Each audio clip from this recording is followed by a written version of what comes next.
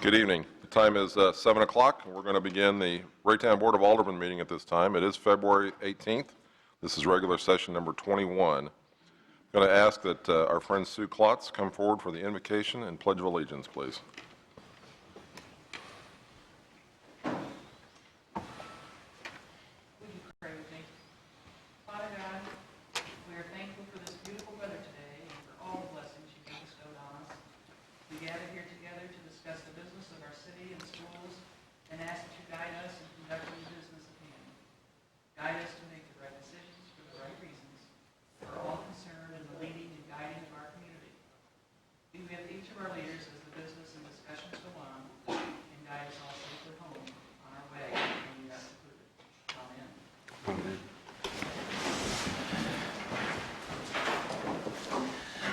I pledge allegiance to the flag of the United States of America and to the republic for which it stands, one nation, under God, indivisible, with liberty and justice for all. Thank you, sir.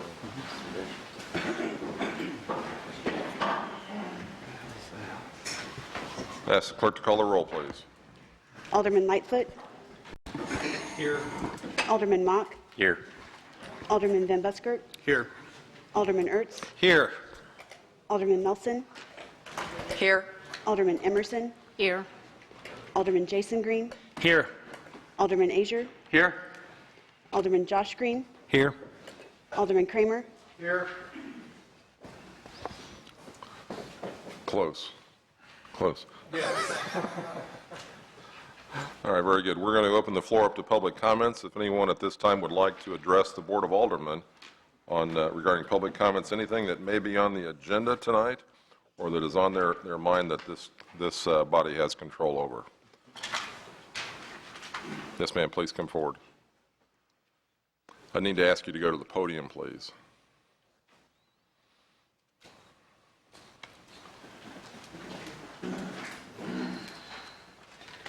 My name is Julie Arth, and I live on Lane Drive. And I'm here to talk about the curfew. Lane Drive, Lane Circle, 85th Street, that area is a mess with the kids. The vandalism and the threatening.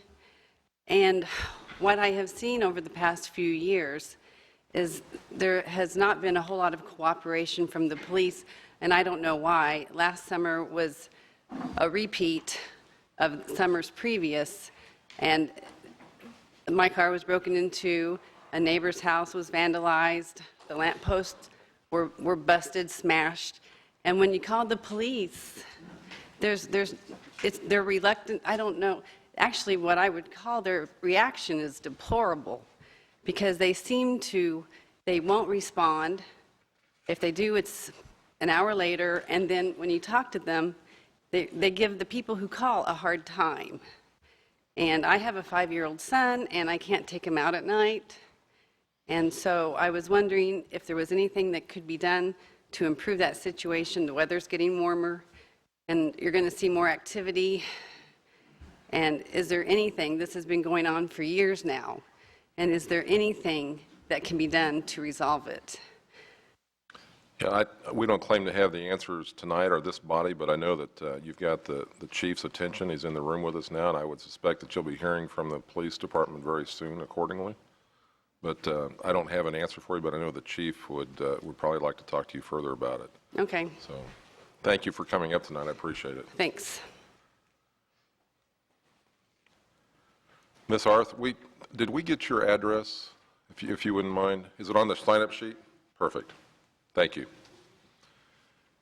And Ms. Whitman, did you desire to say something?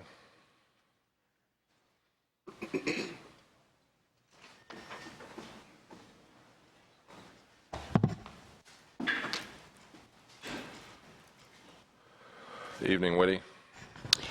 Good evening, Honorable Mayor, members of the Board of Aldermen, and citizens of Raytown. In the event you have not read the February 12th issue of the Raytown Times, you may be asking why I, Shirley Whitty Whitman, have placed my name on the April 8th ballot to run for one of the 13 positions on the Charter Commission. Since I publicly stated that I will vote no regarding the framing of a new charter, and I'm asking all registered voters who want an uncomplicated charter to also vote no. The reason I'm voting no is because I have some real concerns regarding several candidates that wish to place a number of proposals in the next charter which could, once again, result in being rejected by the voters at the polls. Now, someone misspoke when it was stated that I'm against a charter. I am not against a city having a charter and becoming a home rule city, as long as the charter is a simple charter which can be amended later by voters at the polls. However, as I've mentioned before, I was on the last charter commission which resulted in changes, just like all previous charters, that were rejected at the polls. In fact, the last charter attempt resulted in a number of changes which ended up causing many thousands of dollars in legal fees being spent to prepare that charter. Instead of adopting a simple charter by using those charters adopted by Blue Springs and Lee Summit as our guide in preparing a charter without facing huge legal fees. It is only because I care so much about Raytown I'm willing to place my name on the April 8th ballot in the event that 51% or more registered voters vote yes, that they want a charter to be framed. Then my purpose, if elected, as a charter commissioner will be to make every effort to cause a simple charter being presented to registered voters for a proposal instead of being rejected, as were several prior charter proposals in the past. I will also need at least 6 other elected charter commissioners who also want a simple charter to work with me. That is why it's so important that each of the 22 candidates come forth and let us know what changes, if any, each proposes to make from our current form of government. I now ask our city officials to set time aside before the election date of April 8th of this year, time for the American Association of University Women to form a special town hall meeting so that each individual candidate can state what changes they would like to see in the new charter before April the 8th election date. It would be important that all 22 charter candidates be present. I feel the public is entitled to know exactly what changes each commission candidate wishes to interject into the proposed charter before they go to the polls. Remember, a simple charter can later be amended with the approval of 51% or more of registered voters at future city elections. If I feel there are at least 6 other candidates who share my opinion and can be elected, then I will be very happy to work on that charter. In fact, the City of Independence charter has been amended several times over the years after having been approved by registered voters at the voting booth. Give registered voters of Raytown a simple charter. Thank you. Thanks, Woody. Would anyone else at this time in the audience like to speak to this body at this time? None appearing. I'm going to proceed beyond public comments. Occasion from the mayor, I will tell you that this was a big week again for us. It continues to be. Not only did we have snow flying and Public Works were out doing their job, and we're getting commendations from even some of my fellow peer mayors. Mayor Sly James even commented and complimented the city of Raytown on their fine street clearing. So again, we've done it. We've proved that, Annie, we proved that you and your guys are the best in the region, and certainly a model for a number of other cities to follow. And again, that is a large part to do, I believe, with the tools that we have provided you, and certainly the good personnel that you have with the professionalism and the pride to get the streets clean. So I appreciate all that you've done, and I'm sure that'll be echoed by others as the night proceeds. I also had the opportunity to represent the city of Raytown and the Mid-America Regional Council last week in Washington, D.C. for the National Association of Regional Councils. We met with mayors and councilmen across the United States and talked about our combined charges, if you will, those that we desire that our congressmen deal with, and we brought those elements forward to them and asked them to help us get those through. And of course, while we knew they were in session, we had the We were able to meet with each one of their administrative people, and but it was good to be there. It was good to represent Raytown, Mid-America Regional Council as well. And it's nice to know that we have a lot in common with others across the nation, and that was very reassuring to me. And I appreciate the opportunity to represent this body in the city of Raytown at that meeting. With that, Mahesh, the floor is yours, sir. Good evening, Mayor Bauer, Board of Aldermen. Couple of items I wanted to touch tonight has already been taken care, and one item that I would like to mention, Alderman Lightfoot will take care of that one as well. So I thought I will have Public Works Director Andy Knoll talk a little bit about projects, and after he's done, that will conclude my report for tonight. Thank you, Mahesh. I just want to take this opportunity to bring the board up to date on some of our one of our larger construction projects, which is the White Oak West Line A Sanitary Sewer Project. It's construction along 83rd Street from Raytown Road west to the edge of the city limits, almost past the elementary school. Progress seems very slow at this particular time because they've been working in the area that is significant amount of rock, so it's been taking them quite a while to excavate down through the 15 feet of rock to place the pipe at the correct location. However, they have been successful in the boring operations that have been happening along the creek that are to the south of 83rd Street and tie into the system at Raytown Road. They've been working diligently at that. They actually have 3 separate crews trying to meet their deadline in June, which becomes tighter and tighter as we have these extremely cold weather events come in. But the contractor is making every effort to get that contract completed. It has been a large and continues to be an inconvenience for the people along 83rd Street as some of that roadway is blocked as they try to make it through 83rd and Elm with the utilities at that intersection and place that pipe and continue on to the west. Once they get past that intersection, they will go back and repair the roadway with a temporary concrete cap at this particular time.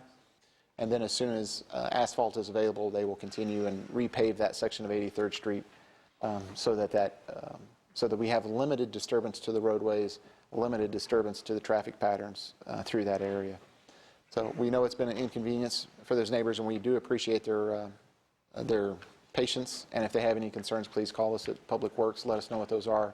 We have a full-time inspector on site that is not only making sure the quality that we're getting what we're paying for, but also to work with the contractor to minimize any disturbance to the neighbors in that area. So, and I do want to take a moment and say thank you for the words for the snow plowing. I'm sure our crews will appreciate it. I will pass that along to them. They work very hard through those events and time away from their family as well, so they will appreciate those comments. Much appreciated. Thank you, Andy.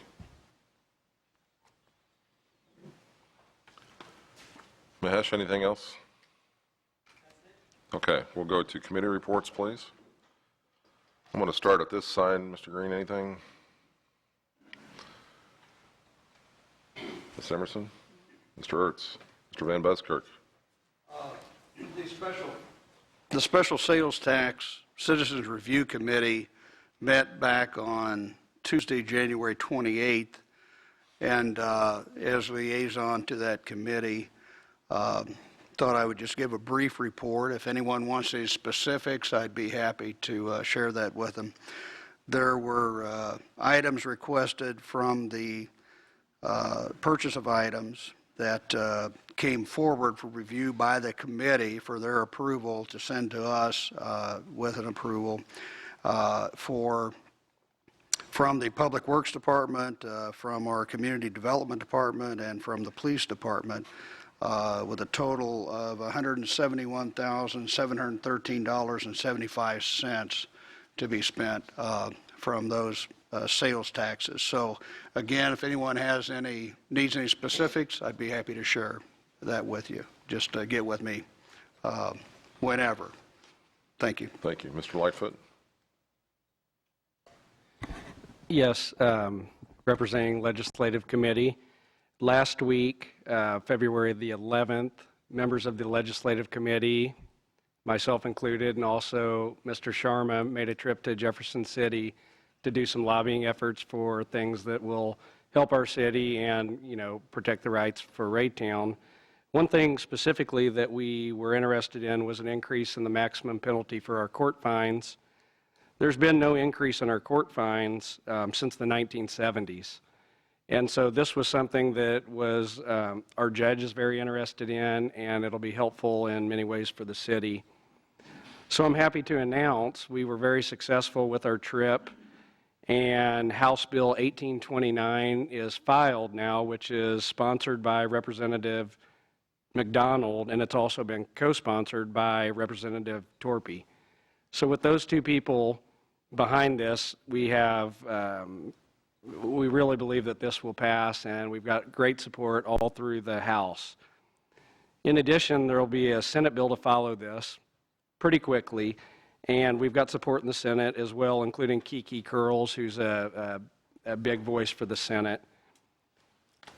It was a great trip, and I'm glad everybody took the time to go down and make it possible. Thank you. Thank you. And before I go to Mr. Mock, I want to make sure that Steve is properly recognized. Steve received from the Chamber of Commerce the Volunteer of the Year Award. And I think that's Steve, I really appreciate all the hard work that you do continually throughout this city. We are very active with the Chamber of Commerce, and I'm proud of the fact that our staff and many of the members of this board are members of that and active with it. There's one thing to be a member, and there's another thing to be active with it. But Steve, thank you for representing us and being willing to devote the time it takes to receive this honor. And on behalf of this board, thank you, sir, for all that you have done, and we're very grateful to you for that.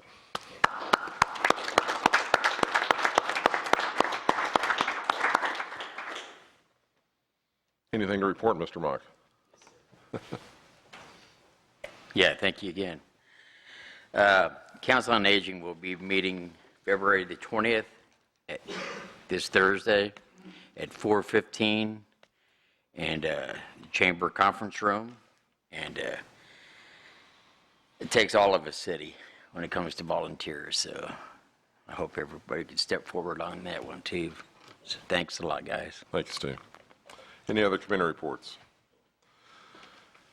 Not appearing. Next, we have a study session regarding the youth court, and tonight we have Chief Jim Lynch and Detective Brett Clear with us for that presentation.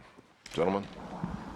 Yeah, I'm going to turn it over to Brett Clear, but there's one correction. Since we published this, he was promoted to corporal, and he will be moving to patrol, so somebody else will be taking over this program, but we do have somebody in mind. But Brett's here to make the presentation tonight. Thank you. Awesome. Thank you, Chief. Hello, and good evening. Tonight I'm going to be talking to you about the Raytown Youth Court. Once upon a time, the Raytown Police Department did have a Raytown Youth Court, and in 2011, I began reworking the program to revive it. And so far, we've got 3 volunteers, which is excellent, so that we can get started with this now. It's complete. We still need more volunteers. So what I'm going to give to you tonight is just a brief presentation on what youth court is and what it's about. This particular presentation is usually what I give to the kids that are interested. I've given this presentation several times to kids within the Raytown School District. And as far as the volunteers that we're looking for, they are within the Raytown School District, not so much within the city of Raytown, but like public schools, private schools, homeschool, anything like that within the Raytown School District boundaries. Those are the kids that we're looking for. Kids in all of their busy schedules, unfortunately, there's interest, not time, unfortunately. So what is youth court? Essentially, it's an alternative to going to the Jackson County Family Court. Family court, they handle everything. Anything from the smallest crimes to like rapes, robberies, homicides, to the worst of the worst. So this alternative to going to Jackson County Family Court will relieve some of the burden for them. So basically, we can handle it in-house. Also, the court is completely comprised of kids. Offenders are tried, defended, judged, convicted, or exonerated by their own peers. It also, this particular court I chose to model after our own judicial system. There are other youth court variations out there, but I liked this one the best because it did model our judicial system here. Also, within this program, it creates this concept of positive peer pressure. So the offenders that go through the program, to be judged and convicted and tried by their own peers will hopefully influence them to do the right thing next time. That's one of the big selling points for this program. It's great. Within the youth court, we have judges who sit and listen to the case and make decisions based on the facts. We have the lawyers, like your prosecuting attorney, defense attorney, and co-counsel. A clerk, which maintains the records and they present evidence. Bailiff, which maintains the order and the decorum in the courtroom. They'll also call witnesses. So a lot of the things that you would see within adult court, you're going to see in the Raytown Youth Court. So what kind of cases would we be hearing? Generally, the Raytown Youth Court is for first-time offenders, misdemeanor cases. And so they would hear cases such as minor assaults, theft, trespass, possession of alcohol, some drug offenses, harassment, curfew, and truancy. Truancy is an issue. So this is one way of addressing that issue. Not only does the school handle it, but we would be able to deal with it as well. So what about punishment? In adult court, you would either go to jail or you get a fine or something to that effect, probation. Within the youth court, it's a totally different concept. We talked about the idea of positive peer pressure. We're trying to get them to not do this anymore.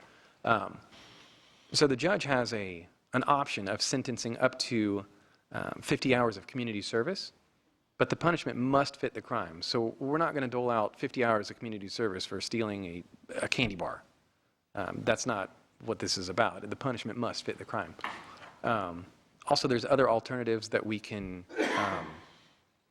deal with, like instead of community service or coupled with community service, a written or oral apology to the victims. That's very impacting when you're making the offender be responsible for their actions. And the qualifications that we're looking for the kids that participate in the program, right now I'm looking for kids between 13 and 18 years old.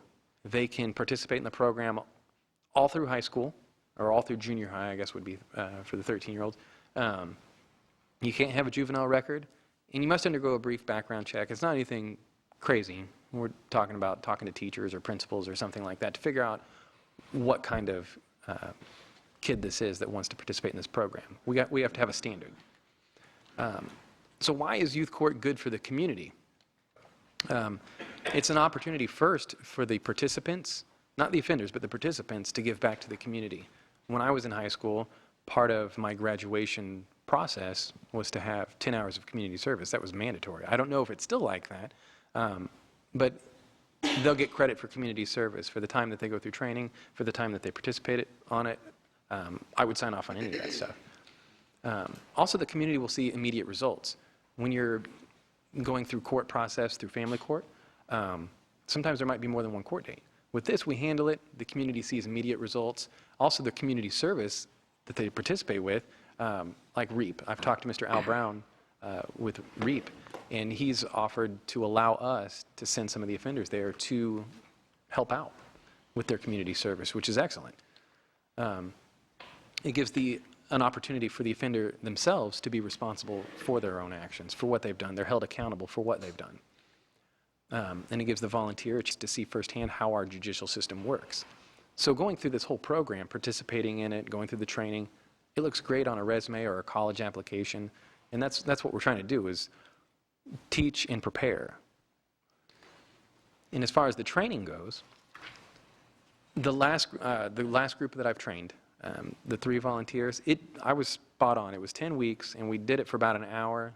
Sometimes it did go over that hour because of my propensities for talking. But they're a great group of kids that we dealt with. Asked great questions. They're excited. They're ready for their first case. So that's what we're waiting on, is that first case. I don't know what it is. It seems like we get the program up and going, and I haven't seen very many juvenile cases. I don't know what to think about that. It's a good thing. I created a bar examination. It's comprised of about 20, I think it's 25 questions, somewhere in there, that they've got to pass to go through, which encompasses all of the training that we've done. Also, their attendance in the training, I make them be there, and they did a great job at it. This group, I'm very proud of them. They did an excellent job of being there, letting me know if they weren't going to be there. And their enthusiasm is amazing. The dress code for training, I don't care. They just casual dress is fine. But when going through the actual, like a court docket, I expect them to dress similar to how I'm dressed, or what you would expect out of a courtroom in adult court. So suit, tie, nice attire. That's something that we look for. And as far as the type of kids that we're looking for, you know, as a corporal with the Raytown Police Department, I've sat through several of Major Bowman's speeches that everyone has to hear before even working for the Raytown Police Department. And it's really had an impact on me when creating this program, because the type of people that the Raytown Police Department looks for, they possess that. And that's what I'm looking for, the ethics, integrity, confidentiality, honesty, and morality. Those are the type of kids that I'm looking for. And all of that can be summed up in integrity. And I tell them that up front about honesty and being confidential with these cases, because it's not about you hear a case and you go talk to other kids at school or whatever. So they understand it up front. I'm very upfront about that. And that actually concludes my presentation. If anybody has any questions, I'd be willing to answer any questions that you might have. Questions for the corporal or the chief? Mr. Azure. My first exposure to the Youth Corps, I think, was back late in the 90s when I attended the National Social Studies Conference in Chicago. I know that social studies and teaching school districts throughout the country oftentimes are quite active in youth court. Mm-hmm. I think especially in social studies where they've actively tried to improve citizenship because they do teach government. They saw youth court as a great device where they could get kids involved. And Chief, I don't remember, were you the chief when we initiated the first youth court here in Raytown, or was that before you?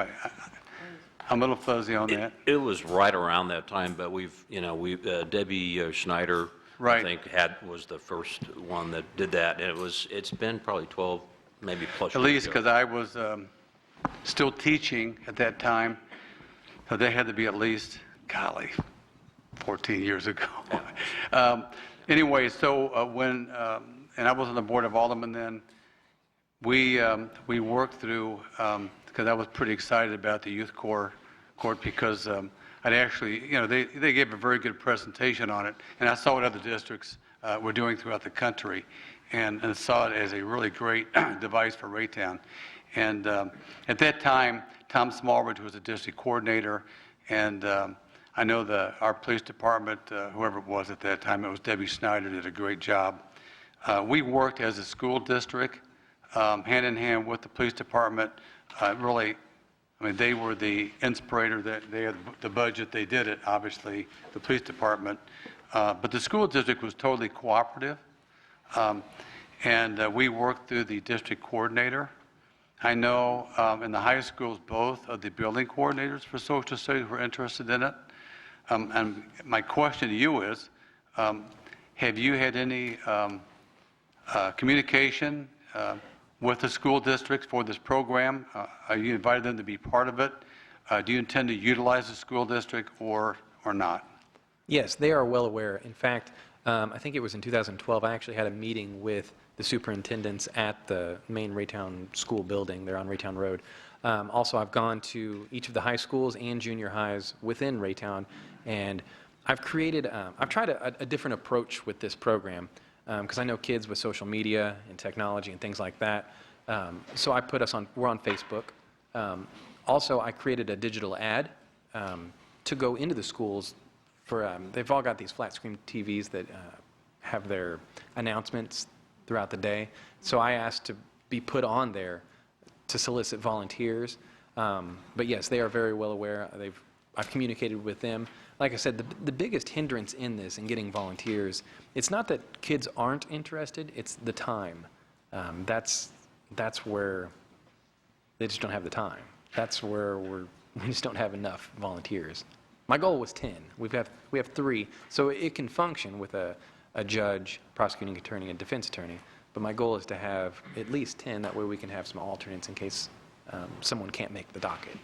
I would just offer, if I could be of any assistance. Okay. I did work with Debbie Snyder at that time. I was teaching at that time. I don't teach any longer. I'm still with the district as a coach, but I know everybody, and I certainly have the time to volunteer to help you with that. If I can assist you with the district, talking to the social studies teacher or students, I would be glad to do that for you. And I would just end by saying that, every program, in education especially, is always dependent upon the people that love it or don't love it, and how much time they want to put into it. And we had a great youth court, when Debbie Snyder was here, and when Debbie disappeared, the court disappeared. So that's kind of the nature of every sport, every student activity, and it's the same with the police department. If you have someone that is passionate about it, and they want to put their tender loving care to it, this could be a really incredible program for the city. So I'm encouraging you, and if I can help you, let me know. Well, I appreciate that very much. I'm excited about it. I really am. Mr. Ertz. Thank you. And I'm glad to see the program coming along, and I hope you find some more people for it. And obviously, I'm sure you will. A couple of questions I had is, who will monitor that the sentence given is carried out? Do the youth also do that? Yes. So, and what if it is not carried out? Then what there's the happens? option of sending it to the Jackson County Family Court, and that will be discussed when they get their sentencing up front. If you don't carry this out, then there's a chance that it would go to the Jackson County Family Court. And that would go there just like nothing's happened before, and it goes through that a Yes. bigger process. So they do not get a choice of what court they go to? They do. In fact, it's completely volunteer-based. The victim has to agree, and the offender and their parents have to agree. So if it just kind of a Judge Judy type. yeah. For the sake of example, if you had maybe a window broken out overnight and we figured out who did it, you would have to first agree to prosecute one. Number 2, agree to youth court or family court. And if you wanted to go through youth court, I would talk to them, explain the situation to them, and ask them if they would be willing to participate in the Raytown Youth Court as basically a diversion program. Instead of going to family court, do this here and basically handle it in-house with some community service. So our police officers will be trained about that these crimes, as they arrest them, It will be up to the juvenile detective. So after you've made the report, and there'll be some education in that regard. However, the report would be made just as if it was going to Jackson County Family Court. It would be the juvenile detective's decision on where to take it. I appreciate the option on both sides of this. I can see Yes. being a lot of good things come out of this. I just have to ask, is there a liability issue for us, or is this basically just as any other city function? With this program, basically I had to get what's called a memorandum of understanding. This is sanctioned by family court, so it's a diversion program sponsored by them. And as far as any liability, I'm not aware of any. I just, if they're doing community I service understand. and Yeah. something happens. Okay. All right. Well, thank you very much. You're very welcome. Mr. Green, it's a toss-up between Josh and Green, and Josh yields to his brother Jason. Thank you, Mr. Mayor.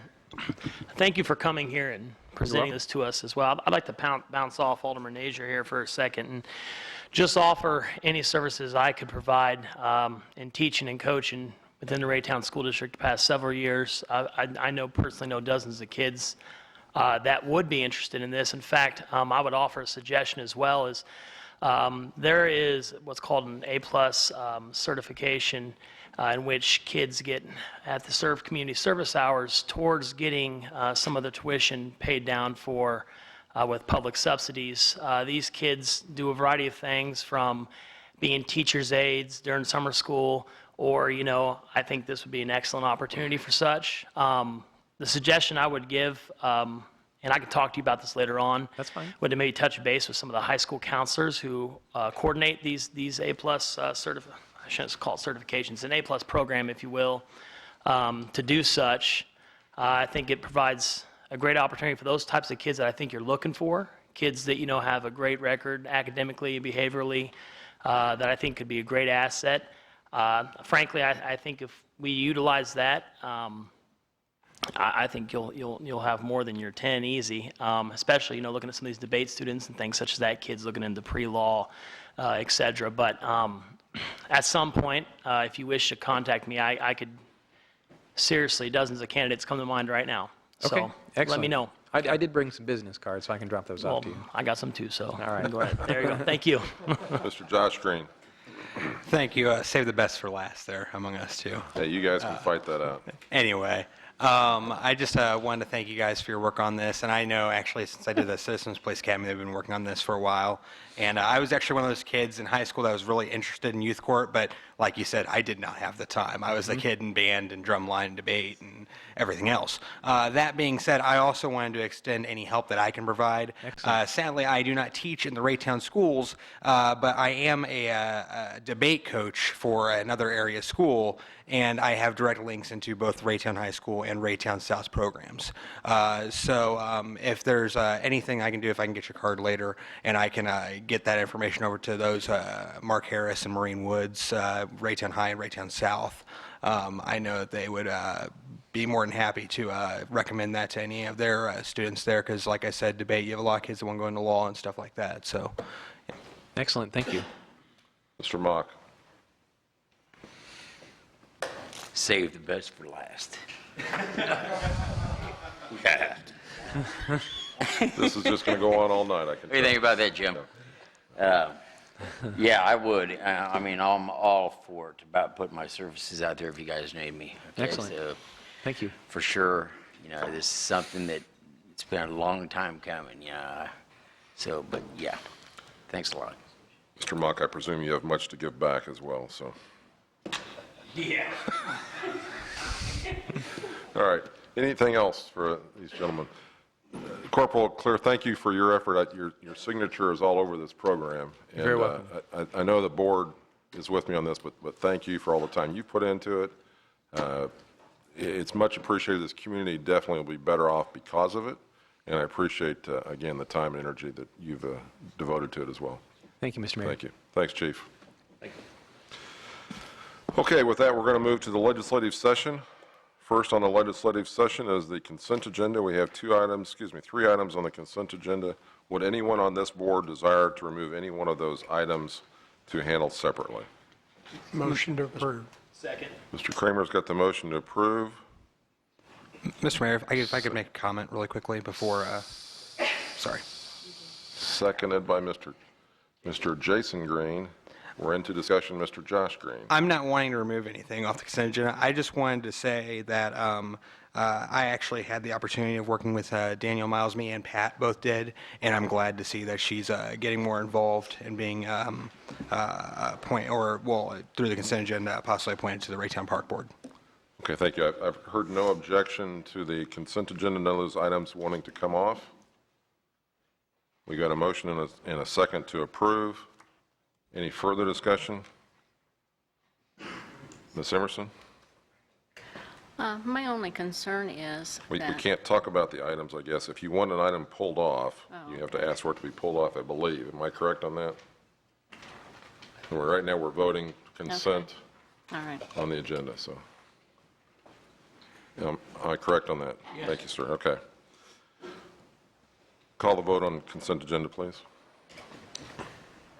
Alderman Kramer? Yes. Alderman Jason Green? Yes.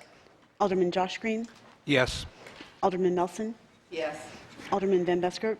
Yes. Alderman Lightfoot? Yes. Alderman Azier? Yes. Alderman Emerson? Abstain. Alderman Ertz? Yes. Alderman Mock? Yes. I want to thank certainly Danielle for stepping up on Park Board. She and her husband are very active young adults in this community. I appreciate that. I also want to thank Pamela Carney for stepping up for Council on Aging. Pamela is she's with Edgewood Manor, and that's why she has come forward to be a part of this. I know that she does not live in this city, but she does represent Edgewood Manor, and we have a number of people on the Council on Aging that are in a similar situation, so I appreciate her willingness to do so. With that, we're going to move to the regular agenda. Ask the clerk to perform the reading on item number 2, please. A resolution amending the fiscal year 2013-2014 budget related to Parks and Recreation Department. Mr. Kevin Bogie, our esteemed Parks and Recreation Director. Good evening, Mayor and members of the board. During fiscal year 13-14 budget hearings, it was unclear if the city would continue contracting pool management or self-managed Super Splash. Based on the Super Splash Governance Committee recommendations, a budget transfer is required for Super Splash operations. The Park Board approved the budget amendment transferring pool management funds to Super Splash operating accounts on January 16th. I'll be happy to answer any questions you might have. Mr. Ertz. I appreciate the work that the Parks Board's done on this and coming along nicely from what I've seen so far, and I make a motion to approve. We got a motion been made by Mr. Ertz. We'll take the second from Mr. Josh Green into discussion. We'll start with Mr. Jason Green. Thank you, Mr. Mayor. First off, I wanted to say that I liked many of the suggestions that the Super Splash Committee came up with. I know many of those were discussed among members of this very board concerning not only concerns that we had, but suggestions to ultimately benefit this community and Super Splash. One of the few reasons I had an issue with, or I should say my abstention from the parks or from the budget last year was due to the parks budget over this very concern of the management services. I did have a question, however. I noticed that back during the November letter I received about the Super Splash Committee, it was estimated $50,000 less expensive to self-manage, according to that committee report that I received. On here, though, and if I'm reading it right, it looks like there's a savings when it's transferred over of $7,000, around $7,000. Is that correct? That number, I'm not familiar with that 7,000. Well, I'm reading just right here. It says fiscal year 2013-2014 Professional Pool Management Services Fund were appropriated in the amount of $286,500. Correct. Based on the recommendations, Super Splash Governance Committee, Super Splash will be self-managed in 2014. A fund transfer of one item to another amount of $279,400. So roughly around $7,000. I guess the question I'm asking is that the savings we'll receive from self-managing? We think there'll be more savings in the long run by self-managing. The pool management company charged a management fee. Yeah. And we hope to save some funds there, but our plan is to cut some of the costs in operating Super Splash to decrease the losses that we've seen over the last couple of years. Okay, because that's the concern I had, because I mean, you know, 50,000 to 7,000 seems to be kind of a lot of wiggle room there. But at any rate, I do agree with such decision. I do think that, you know, that it's more conducive to the taxpayers, especially with the results that were received. Thank you for your time. Mr. Josh Green. I just wanted to say that when we were discussing this on the Super Splash Committee, this came up a few times, and we talked about how, saving money, and you were there, Kevin, I just wanted to say that I'm glad to see that this is coming before us, and that I think that this is the right decision at this time for Super Splash and for the city and for our taxpayers. Mr. Frazier. Mr. Bogie, have you hired or looked into hiring your manager this year? Yes. In fact, we have many staff members already hired, over 50 lifeguards, 4 managers, 5 head lifeguards, 15 concession attendants, some front gate staff, and so forth. So Well- we're well into the hiring process, and we're recruiting heavily in the Raytown School District. That's great. Now, are there any, have you looked at all or advertised at all for managers coming out of the teaching staffs at one of the schools? I believe we will have some front gate staff that are Raytown School District staff members. I know Meredith Schultz currently is going to be working for us. We are looking at others also. Okay, if I can be any help, please let me know. I'm excited about it. I think that you will be very pleased, and I hope if we sit here in August, I hope we have that report, so looking forward to it. Thank you. Ms. Melson? I have a question. On most of the staff in the summer for Super Splash is part-time, correct? Correct. Okay, so then I just have a question on the employee benefits. What type of benefits do they? We don't offer employee benefits like we would for full-time employees. This covers workers' comp, FICA, Medicare, and insurance costs related to the part-time staff. Okay, that makes sense. Thank you. Mr. Van Buskirk? I had the same concerns that Mr. Green expressed earlier as far as the $50,000 and what we're seeing here with the $7,000. But if I understood you correctly, what you're saying is that we may see that kind of savings. You're really not sure at this point in time. Is that? That's correct. Is that It's correct? difficult to predict what kind of a swimming pool season we'll have. It's very weather dependent. We hope to see high numbers attendance-wise. Okay. We're going to adjust our staffing costs based on weather and operations. Okay, thank you. Let me chime in on that real quickly. I'm going to go to Mr. Lightfoot, but one of the things that we were, I think, pretty clear on a couple months back is that, and I definitely want to see the work plan, or what is your business plan for this coming year. And I know it's difficult to predict weather, but I know there's a lot of pools out there that do have business plans, and I too like the fact that we're back in control of this ourselves. I like the fact that we're using those from our education, the Raytown district as well. I think I'm excited about that. I want to see this pool prosper. I want it to continue to see it as an asset to this community, but I want to see the business plan, and I've asked for it a number of times. I want to see the business plan, and I don't want to wait until the pool is ready to open, and then there's no turning back. I want to see the business plan. Very good. Show me what's anticipated. Show me what you're anticipating attendance-wise.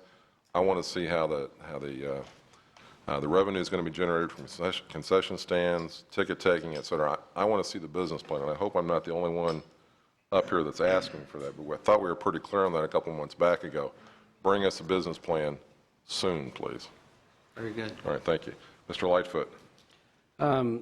Like several of the others, including the mayor, I am interested in the business plan and the financials of what we anticipate. But my question's more to, I know we had some tumultuous experiences with the old management team that we were hiring out with our staff. And I think we lost quite a few lifeguards and such that kind of clashed with the hired management group that we had previous. So I'm hopeful that some of those people are coming back that had been there quite a while. Or do you know if we're reaching out to some of the cases where staff clashed with the management group, and hopefully some of those people have been around quite a while and good lifeguards, and students from the high school are coming back? That's an excellent question. We have reached out to the staff that we hired prior to the pool management company coming on board. Many of those staff have agreed to return. We've also recruited from folks who were hired by the pool management firm, and those folks who have agreed to come back and work for us will be signing a release from their liability. There's a 2-year agreement with the pool management company, so we are definitely pursuing that as much as we can. Well, good. I know we've had a lot of great people over the years that have been there a long time, and Yes. students that do it each summer, so I'm glad we're reaching out to them. Thank you. Ms. Emerson. Thank you, Mayor. Are the dates going to be longer? Are we still going to have the short period of time that it's going to be open? Our operating schedule will be May 24th through August 17th. We are hopeful that the Raytown School District snow days will not impact Super Splash's schedule, but at this point, it looks like it will. There are 5 snow days currently, and that will push our operating days back a little bit. Okay. Well, I was hopeful that maybe it could go longer than August. At this point, we are scheduled to stay open through August 11th, close, and then open the following weekend, the 16th and 17th. And what about signage? I know the sign on Raytown Road needs to have something done about it. We have discussed putting a permanent sign at the car wash property. It's bank-owned, and the bank has offered to allow us to install that sign if we agree to purchase the car wash. That's not a reasonable option, so we're pursuing other locations for a permanent sign for Super Splash, possibly on the east side of Raytown Road or another location that's suitable. Thank you. And I know, Kevin, you know this, but to build on that a little bit, it's not just a sign or several signs. It's, I want to know what the marketing plan is for this. And again, don't get me wrong, I'm excited about this coming back in. I'm excited about it being run the way you plan it, but we can't have continued losses as we've been having. Right. So we want to see the business plan, and it's not just a couple of signs somewhere. I'm going to want to hear the marketing plan for that. So, Mr. Kramer. Mine is a little different kind of comment, and of course, I do want to see the business plan. Having been liaison to the park board, I've kind of seen some of the day-to-day operations. We've had season passes for my grandchildren out at Super Splash, and I would invite every one of our board members to come out and see just how Super Splash operates. It's one thing to look at numbers, and numbers are very important, but to see how operationally things work, so that way you can transfer your way of thinking over to the numbers. But they do run a good operation out there.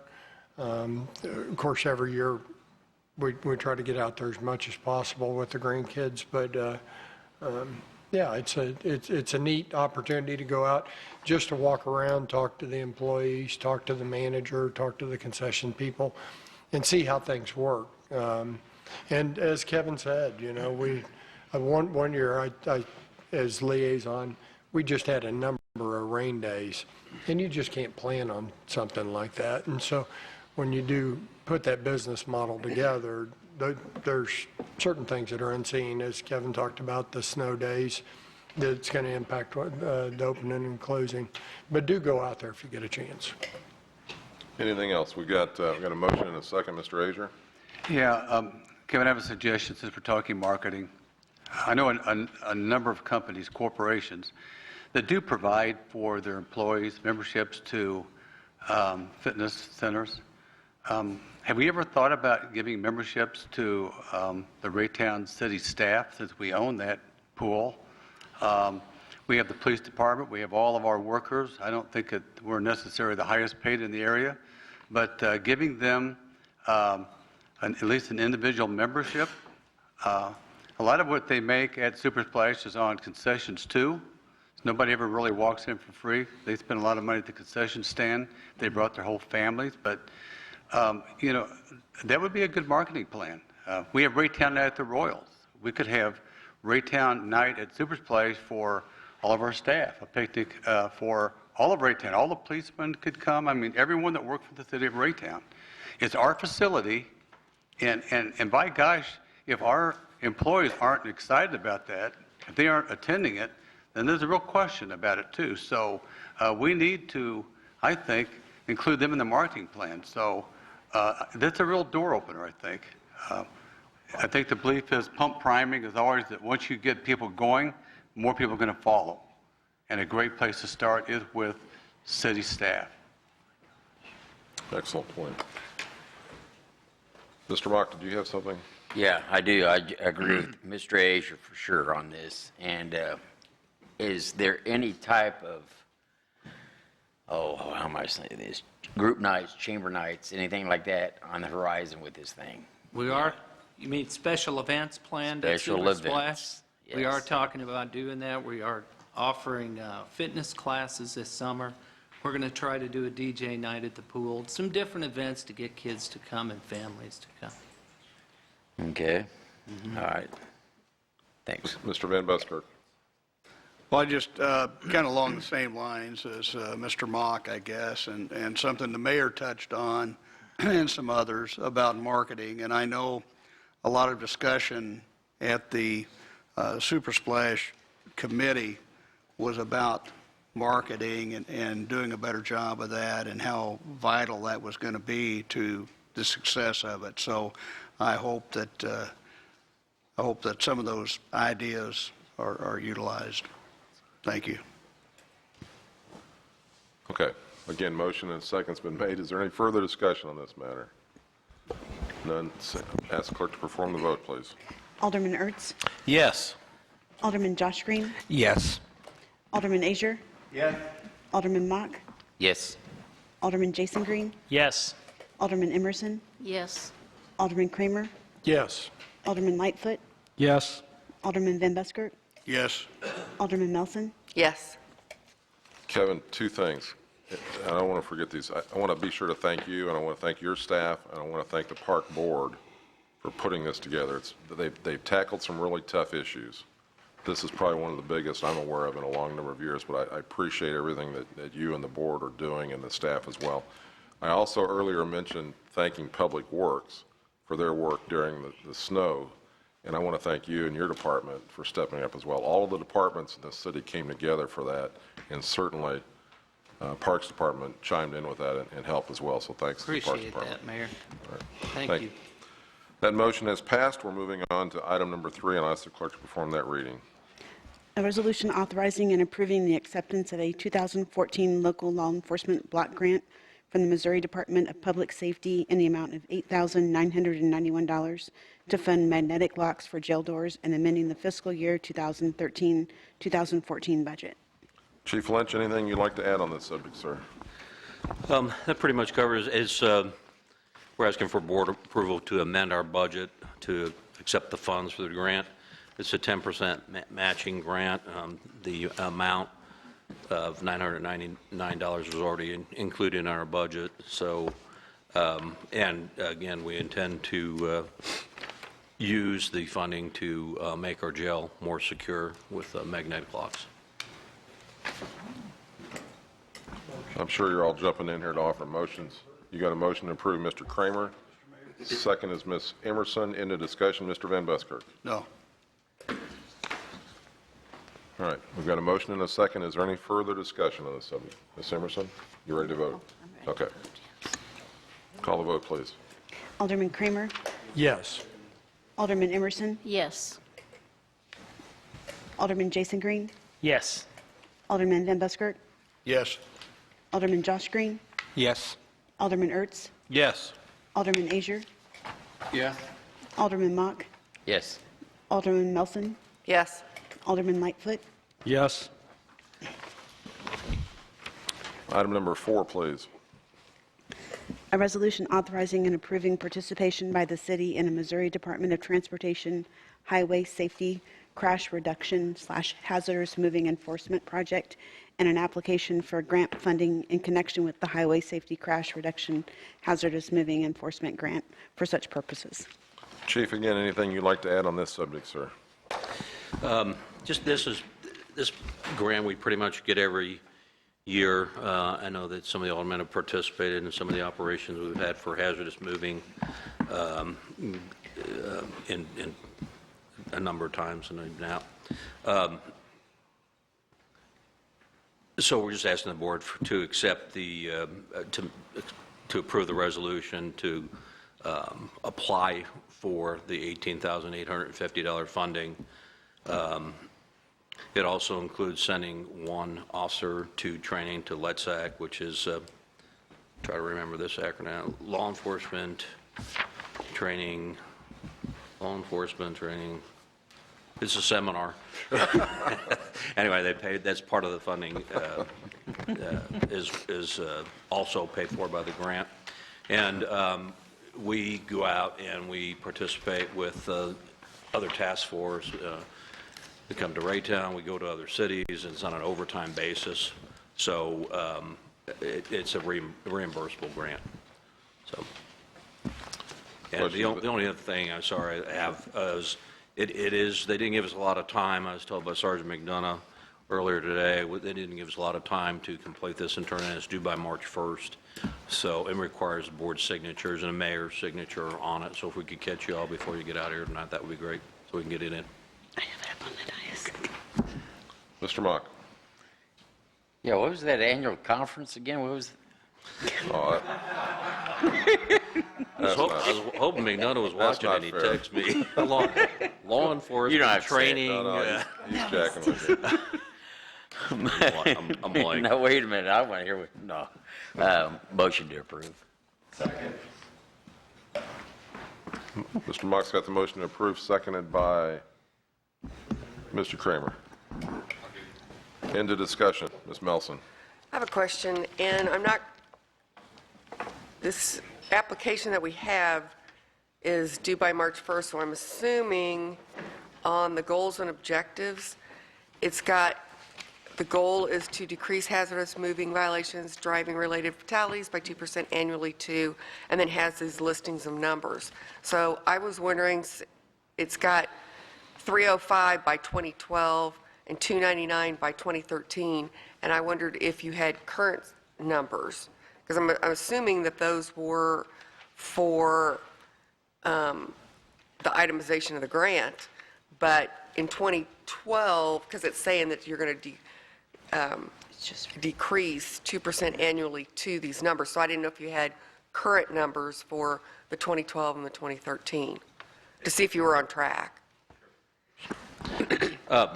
If they're not here, and I could go through it, but the main objective is to reduce it by accident and injuries, hazardous moving by 2%.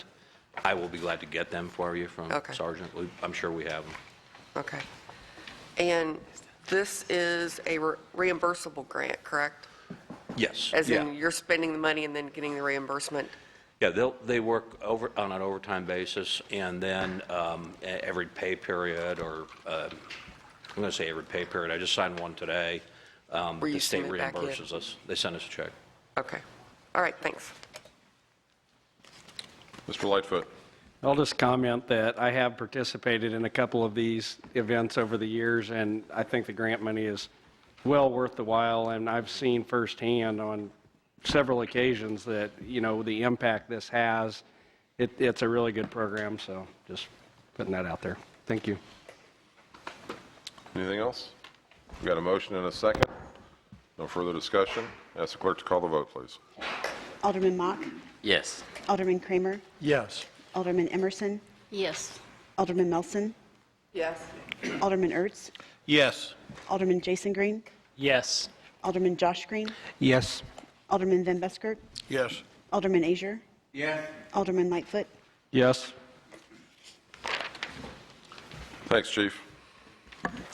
All right, next on our agenda is a discussion item. I reached out to Alderman Azier a month or so ago, as it seemed that maybe as an order of business, it might be good for this body, this board, to have or to reflect upon the procedures that we operate under, more as in much of what we operate under is essentially Robert's Rules of Order. But I've asked Mr. Azier to put this together. I believe he's contacted a number of aldermen, and the purpose is to I guess, provide a bit of a tool for those new aldermen coming in or existing aldermen to be able to look at pretty quickly and concisely to figure out how this body works, and hopefully it's an aid to them. Jim, I'm going to let you explain a little further what your discussion item is here, sir. Thank you, Mr. Mayor, and again, thank you for giving me the opportunity to do this. This actually was a process I began years ago, and I spent actually about a year and a half going through the information sent to me from the MML. They gave me a number of cities that they recommended that had procedures, and I did read those. spent a lot of time trying to digest them and combine them into procedures that we could utilize here in Raytown and using what we actually already had. We never went anywhere with that. And at the same time, Alderman Milson also knew that, we weren't always operating with continuity, and so she had the same interest I did. We operated independently, and she did her own group of procedures. So when the mayor gave me the opportunity, I did remember that immediately, and he gave me the option to actually form a committee and have committee meetings or do it however I chose. And so I just simply asked 4 other aldermen if they would look at the procedures I had written earlier and Alderman Melson's to read them through and see which of the ones they thought we should begin pursuing for where we are tonight.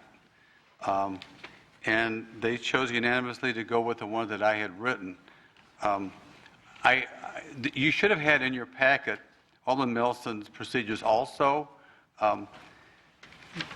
The course that I ran was that after they gave me direction, then I allowed them to give me input, and then I sent this rough draft out to everybody on the board to let them do the same. And everybody on the board in good faith all participated. They all sent me suggestions, recommendations, or concerns. And I did attempt to address, I believe, every one of them the best I could. Tonight, it's now the board's turn to take what you have in front of you and decide what we want to do with them.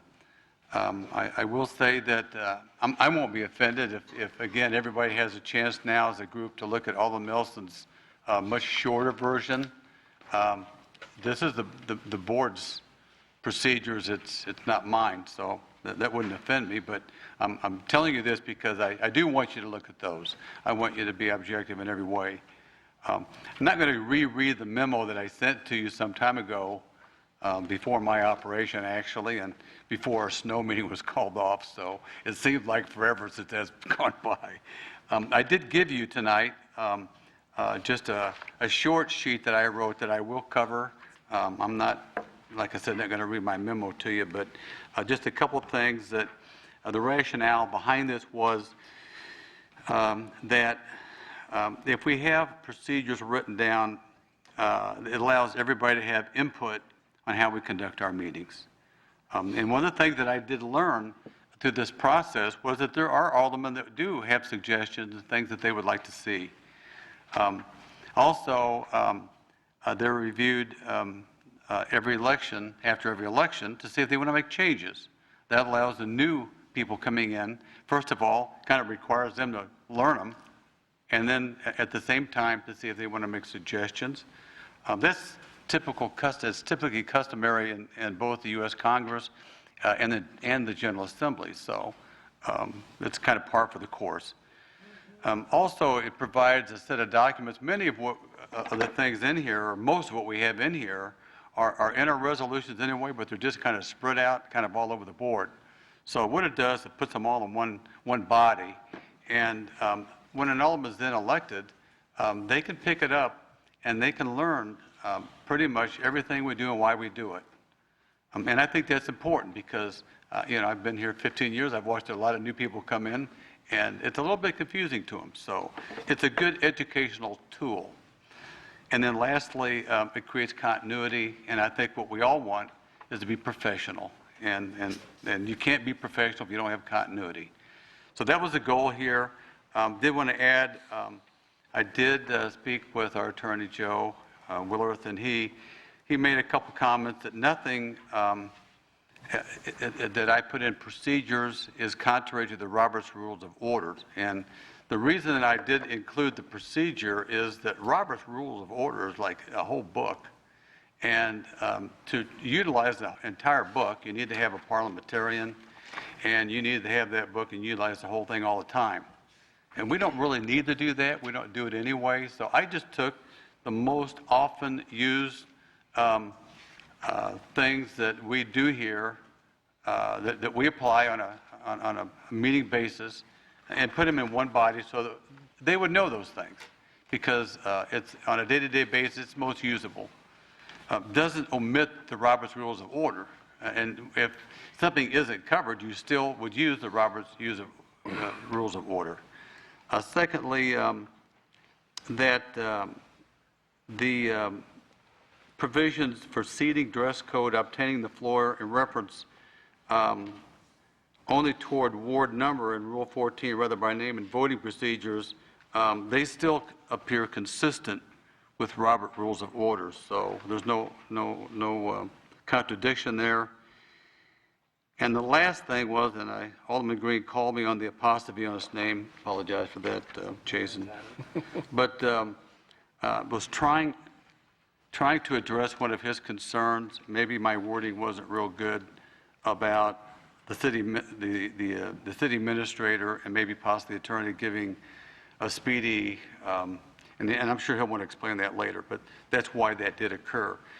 Joe did mention that in there also. He thought the wording was a little unclear, and that was why.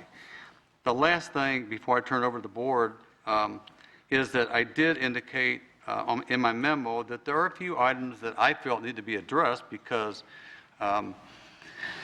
such as dress code, whether you even want a dress code. I mean, one alderman said, you should be able to wear what you want. Want to come in pajamas? Come in pajamas, But there should be no dress code. And so that's something that we would want to discuss, obviously, as a group. And there may be a few other items also. I've only tried to do the very best I could to give you a really good document that we can look at closely and maybe apply towards the city. I'll turn it back to the board. Into discussion. Mr. Van Buskirk? Mr. Azier and myself did have an opportunity to discuss this, and I know he made some changes from what he initially had in his proposal, and I appreciate that, Jim. One thing that I would feel better about if it really wasn't labeled rules, but labeled guidelines. And rules seem a little stringent to me. The second thing, and there's no mention of this in order of business, but and this would really be probably more up to the mayor and his prerogative relative to this, but is possibly each alderman having an opportunity to talk about things that they've been involved in the community, the same as the mayor has and the city administrator has. It doesn't have to be any lengthy discussion, but just quite often we're involved in things either in our ward or in the city that we'd like to mention, and it may not be related to a specific committee that we're on, but I'd like to have that opportunity, and so that's the second thing. The third thing that I had concerns about was in the wording relative to Rule 20 about voting procedures, and there seems to be a little bit of a conflict there relating to abstentions versus recusing oneself. Obviously, if you recused yourself, you are abstaining from any discussion related to the matter. You're abstaining from not only from the vote, for discussion also. But it talks about the board, the majority of the board determining if it would be appropriate for a person to recuse themselves.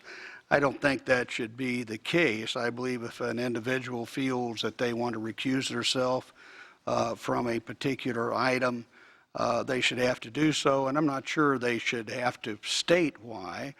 They should have the option to state why they're recusing themselves, but I don't believe it should be the decision of the board as to whether they are allowed to recuse themselves or not.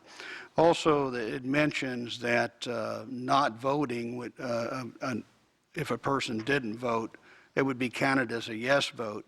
I don't believe that would be correct either. It should be counted as an abstention. They are abstaining from voting, not a yes vote or not a no vote. Uh, The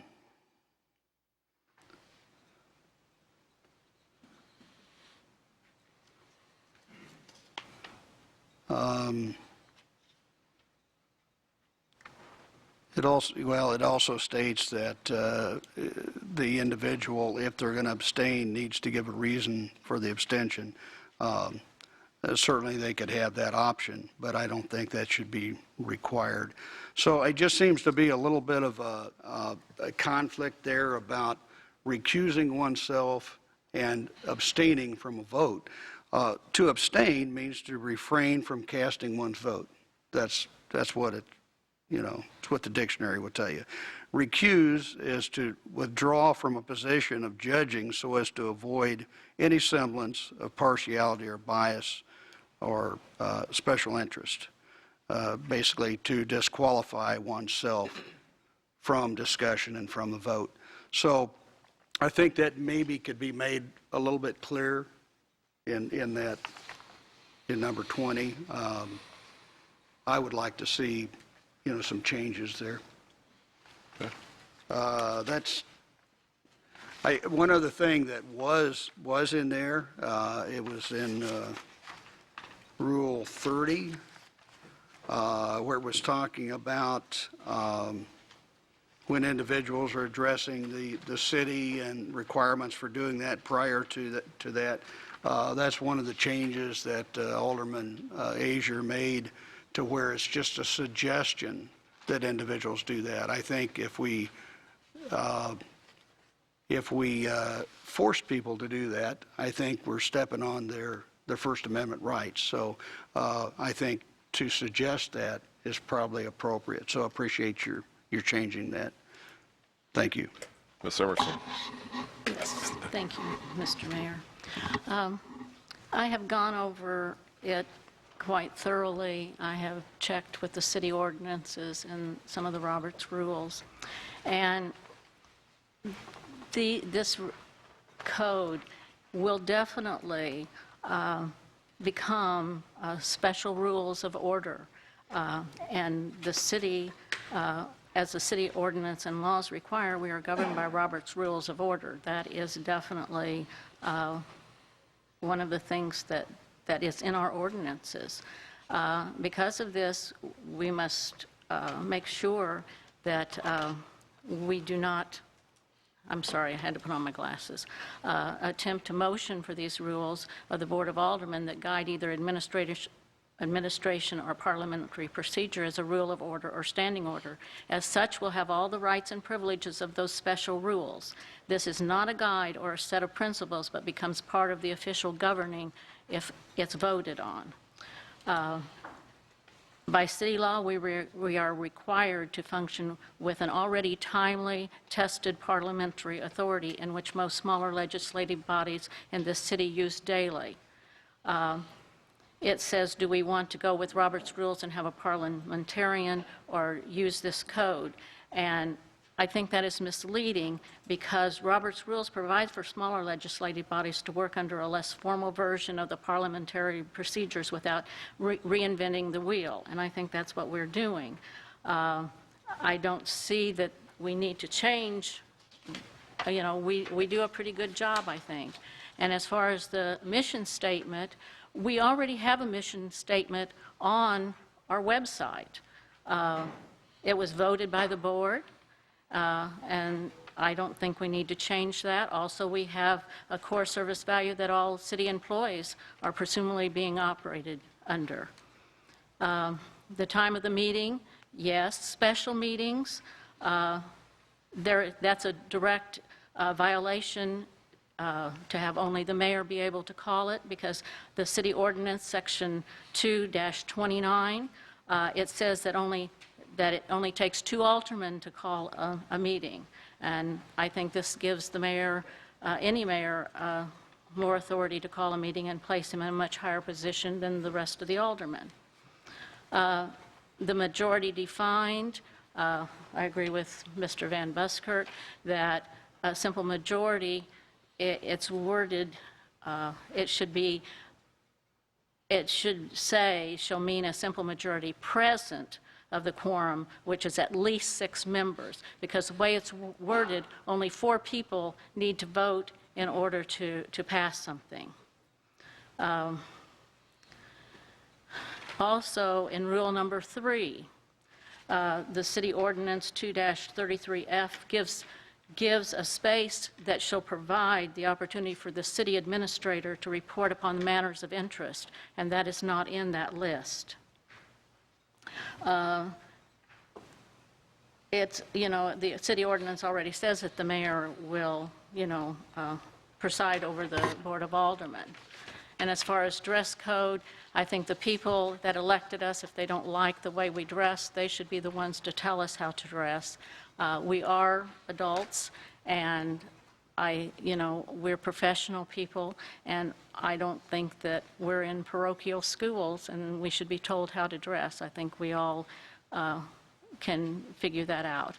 And the way it's written also, if you have minimum casual, what is that definition?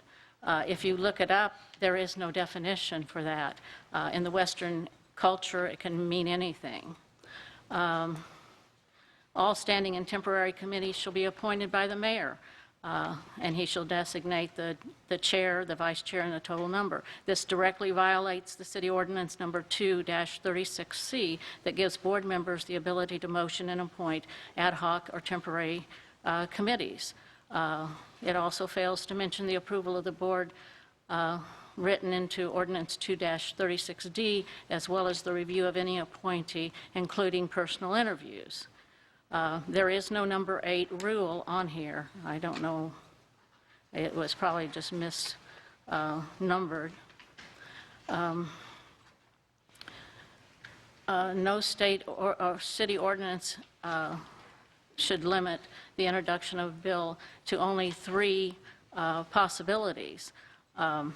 I think that, when whatever needs to come to the board, of course it needs to go through legal to make sure that it is a legal document, but for everyone else to look at it and say whether we can see it or not, I think that takes away from what we're really supposed to do.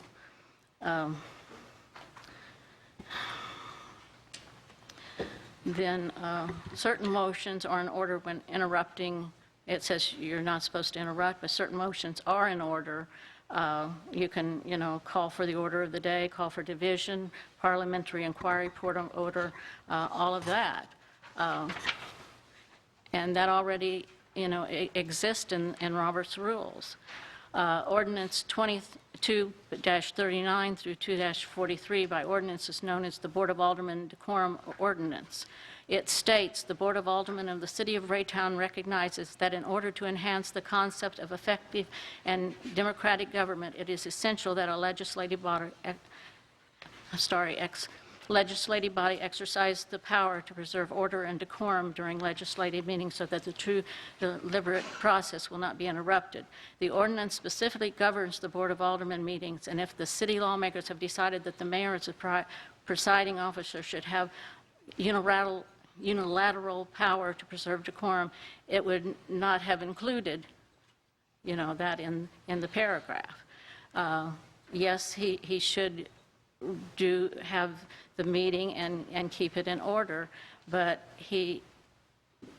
this rule is in direct contradiction to Robert's rules as well, which only gives the legislative body as a whole to have a member removed. So my problem is how many rights do we wish to have taken away from us? Raytown is not a dictatorship, and each member of the board was duly elected to his ward, just as the mayor was elected to be the mayor of Raytown. So no one is trying to take away the rights of the mayor, so why do we want to give up our rights when we know well that the behaviors mentioned in Rule 11 are so vague that any member here could be removed on the whim of the presiding officer? I'm sorry this is so lengthy, but I have gone through it, and I think these things need to be brought up. On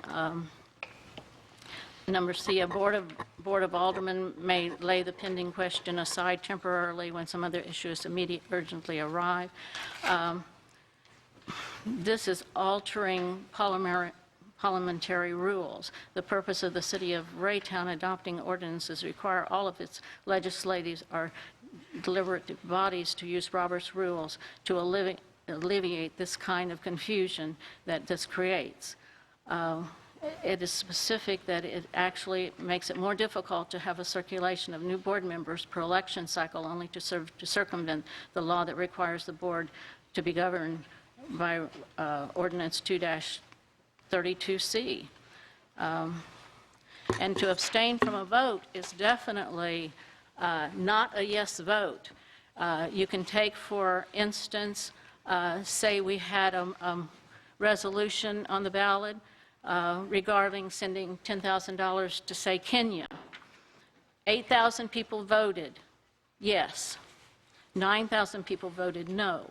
However, since the population of Raytown is 29,526 people and only 17,000 people voted, then you've got 12,526 people who abstained from voting.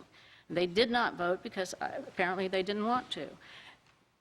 Because of this thing, they would be counted as yes votes. And so it would give a clear majority, and then you would send $10,000 to Kenya. It is a ridiculous notion to think that if you don't care to vote, that you're voting yes. I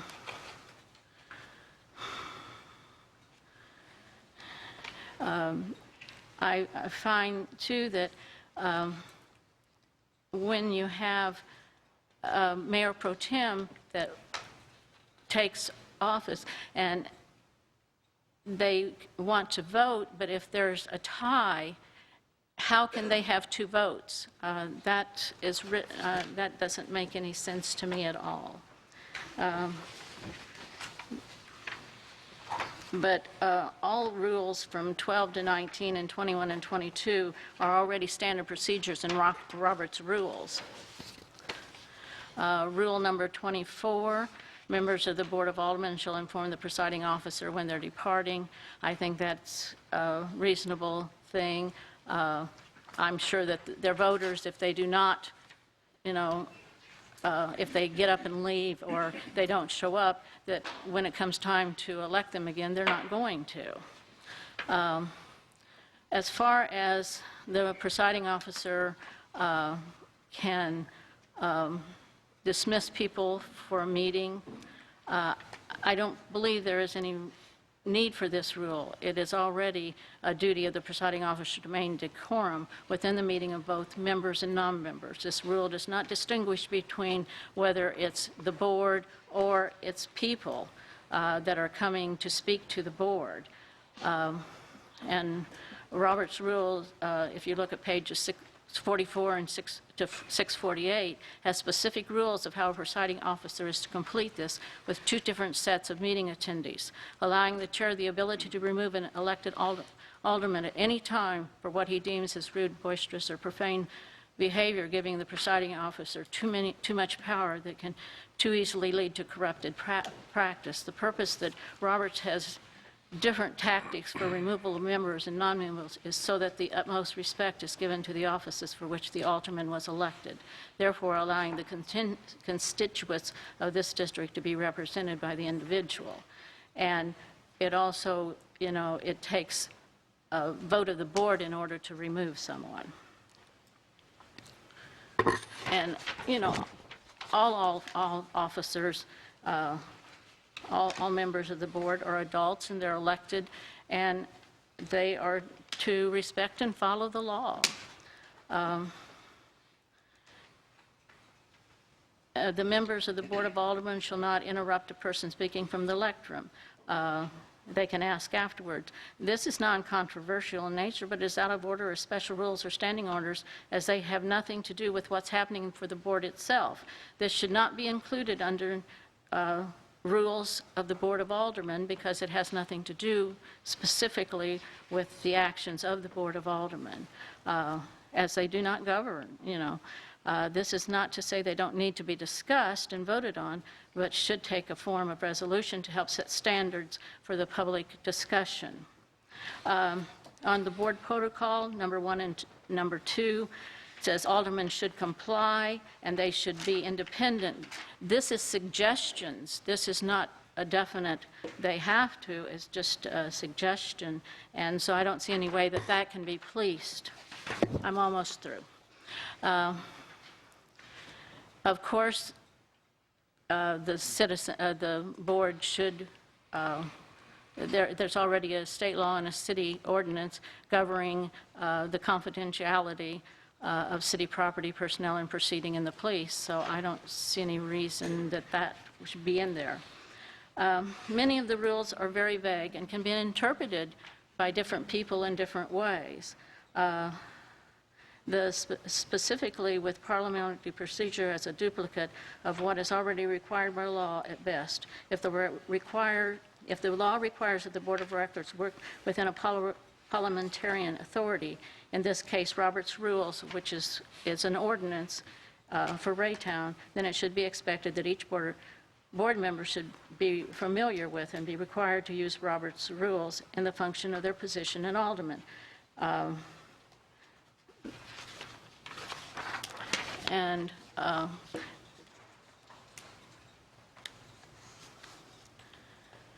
I think that's probably all I need to say. I'm sorry it took so long, but I have many, many concerns about this document.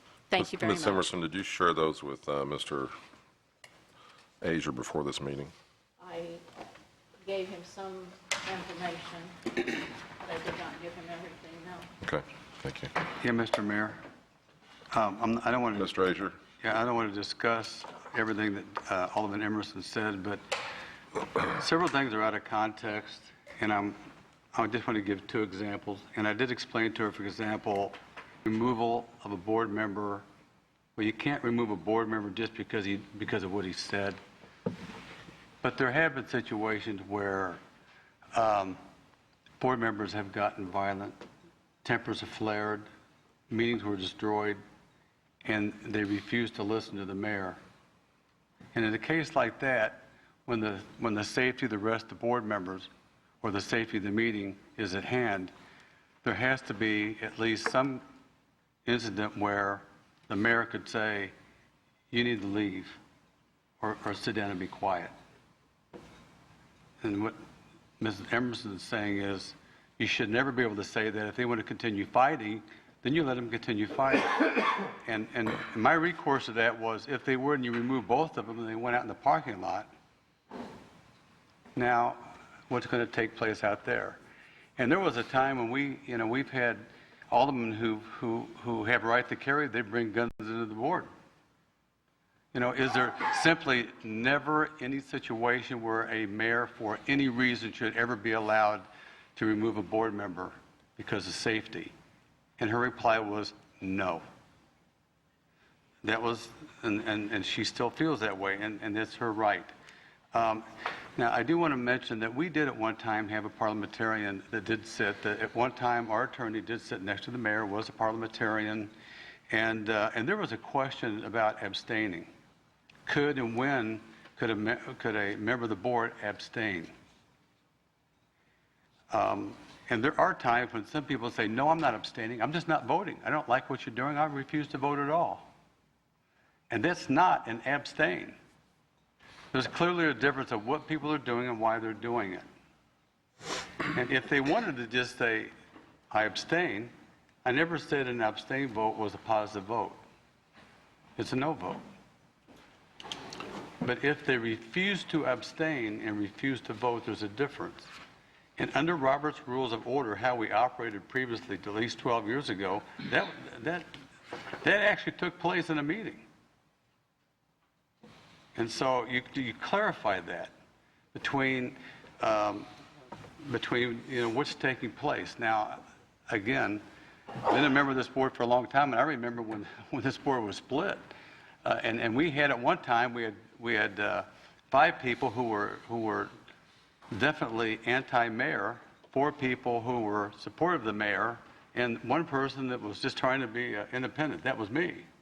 And I saw what took place through the course of meetings, and Raytown at that time had a reputation of being a very unfriendly environment at city council meetings. People often made fun of this board. Thank goodness that's a long time ago, but could have happened again. So that's why they're there. And so I won't go any further with that, but you know, you can nitpick them, you know, all these things very easily. Let's continue with discussion and then maybe come back to that. The purpose of this is certainly not to take rights away from anyone. The purpose of this was simply to provide some guidelines so we don't trip ourselves as we have done this last several months. I want to make sure that the next board that comes before us doesn't experience what we tripped ourselves on probably half a dozen times the last several months. So let's continue with discussion on this. Ms. Melson, you're next. Well, back in 2002 is when I started doing research on this. And it was for the basic fact of assumed knowledge. And assumed knowledge being that there were certain aspects that weren't shared with newly elected officials, but everybody else knew them, but you didn't. And so there was a lot of research that I did all across the country and through MML and through some meetings with different cities. And at that time, I came up with the one that I did in May 21st of 2003. And it was really long. And it covered a whole bunch of things. And it was stated that it was too long, we don't need a code of conduct, we're fine, we're not going to do it. And then over the years, there were several attempts at trying to do that kind of thing.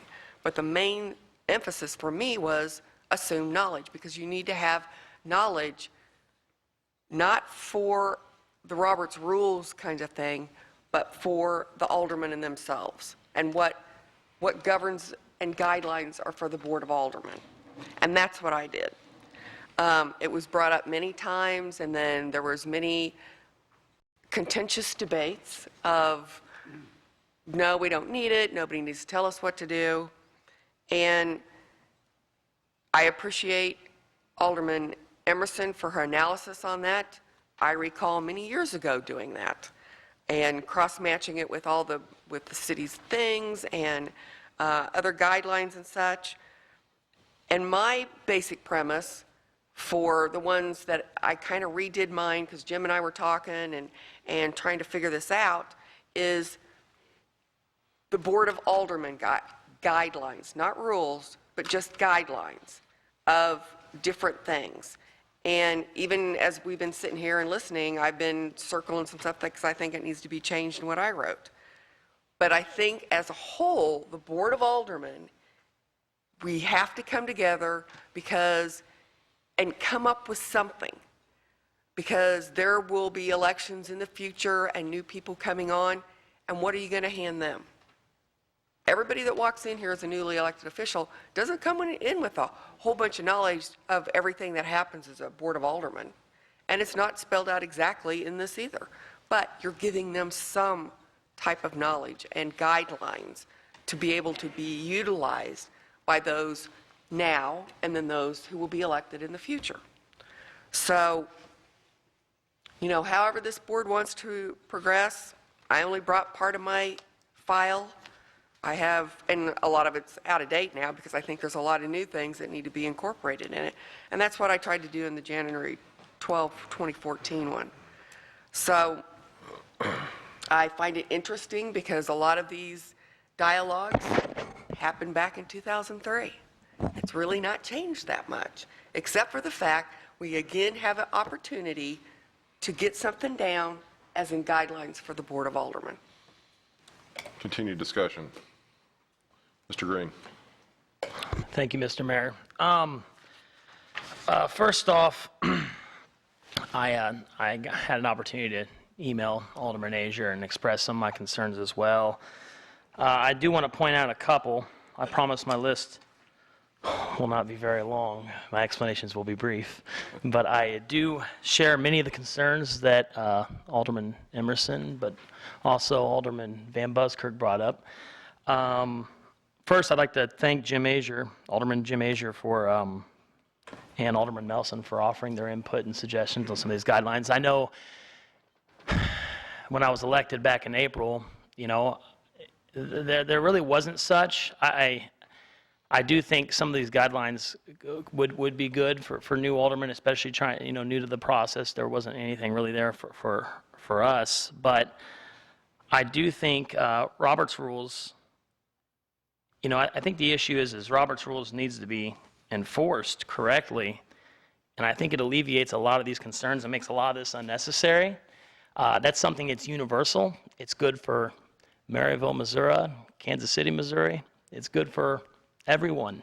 And I think that's the overall core to what I'm going to speak about, is that if you honor and respect and enforce Robert's rules without discrimination, I think that a lot of this becomes unnecessary. I do want to point out real quick, briefly, that Alderman Azier did include, I believe, Rule 26 to alleviate some process concerns I had. My concern was, or 28, I'm sorry, thank you.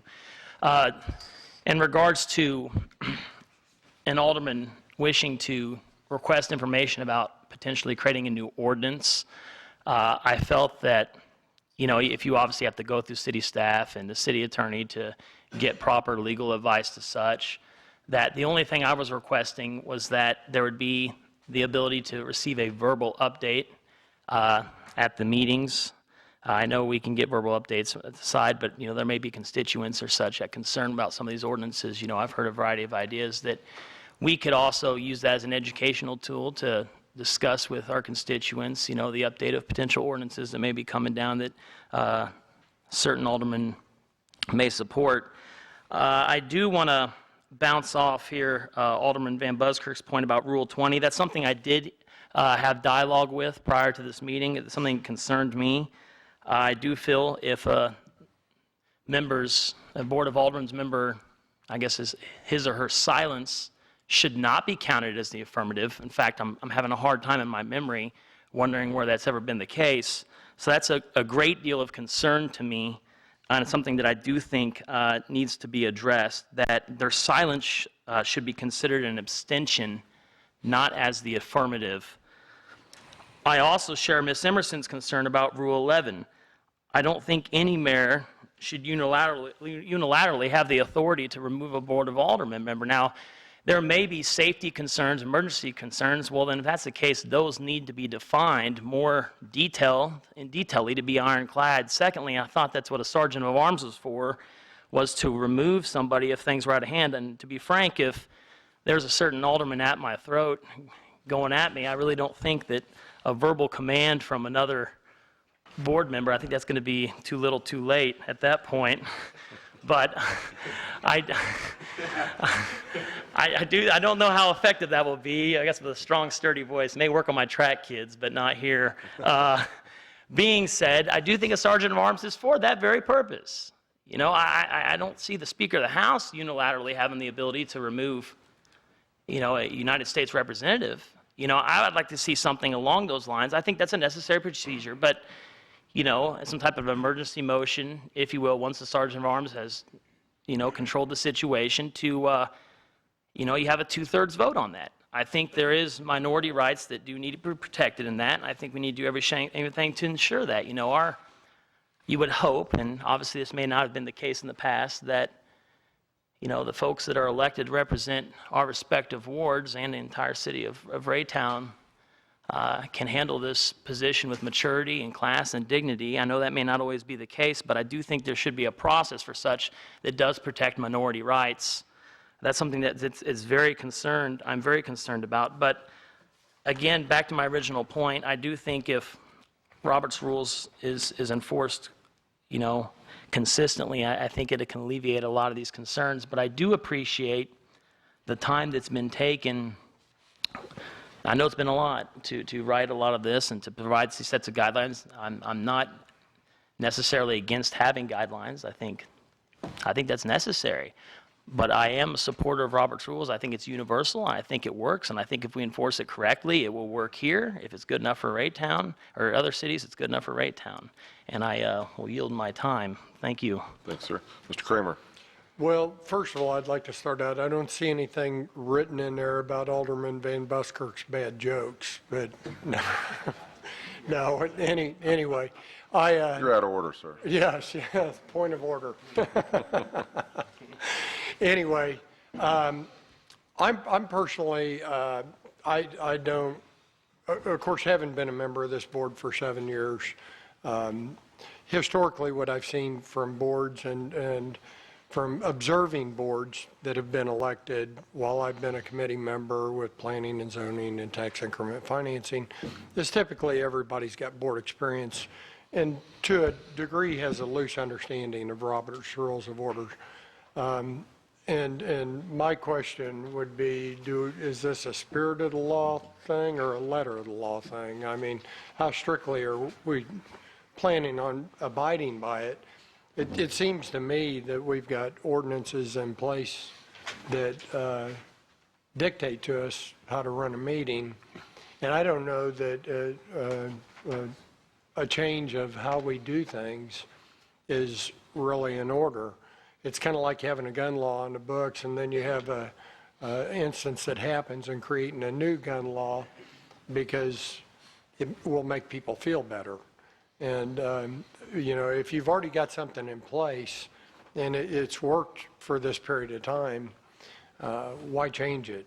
Now, there's certain things I would agree, you know, that just because we've always done it that way isn't always the best answer. But my personal opinion in this case, I believe it to be. I would also like to thank Alderman Azier for not applying a dress code where I would have to wear a tie because there's not enough room in my collar to wiggle out of there. So anyway, that being said, I think we just ought to keep doing things the way that we have done. I think it's worked. I don't think that there's any need for change to this point. I mean, it's worked well. I've observed this board for a number of years. I do remember back when Alderman Azier was talking about the board members, but that's just one occurrence, and over time that's been vetted by the voters, and we've got a board that works together with the mayor and with staff, and so I say leave it like it is. Mr. Green. Thank you, Mr. Mayor. Mine is going to be brief and quick as well here.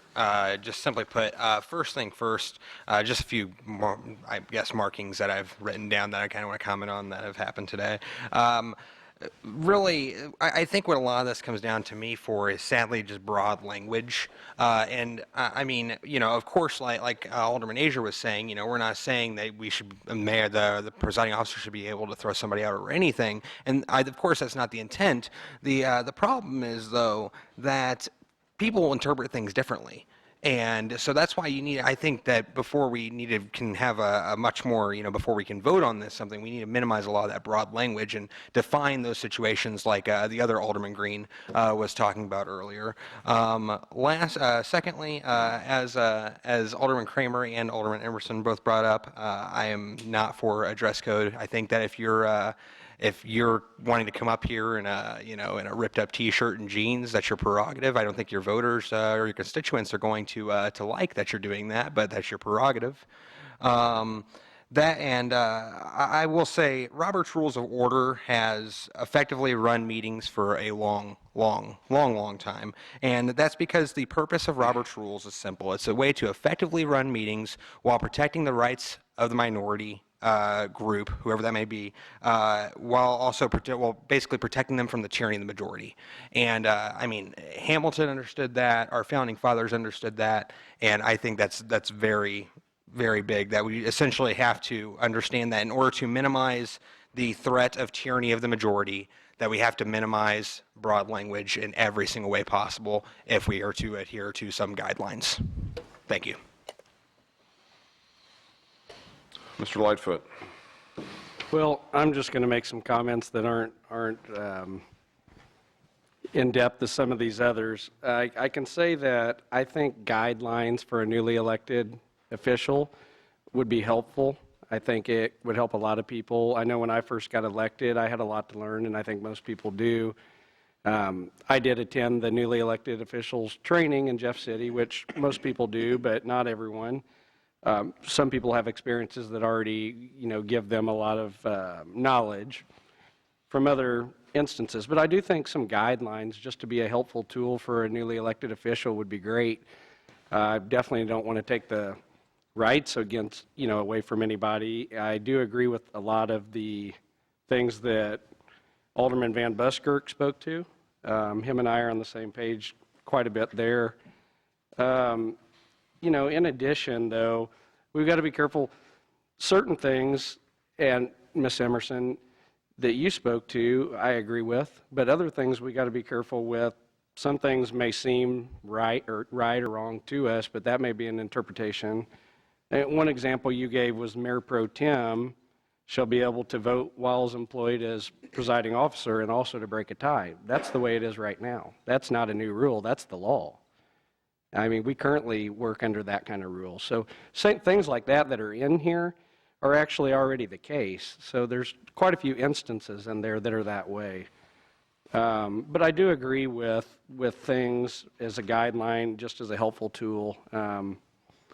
Certain points of view, though, I can challenge, just like Mr. Van Buskirk did. So I don't think there's any way we could make a decision on anything tonight because we all have a whole lot of opinions here, but that's just my 2 cents.